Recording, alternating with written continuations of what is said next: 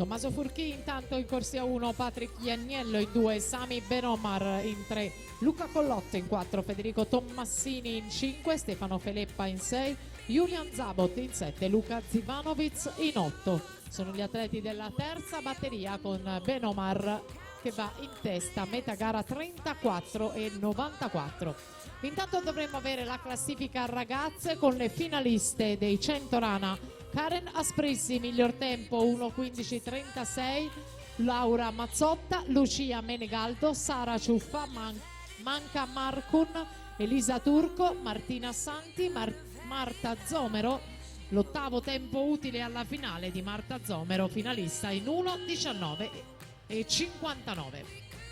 Tanto Luca Collot 1:13:10 va a conquistare la terza batteria ragazzi primo anno.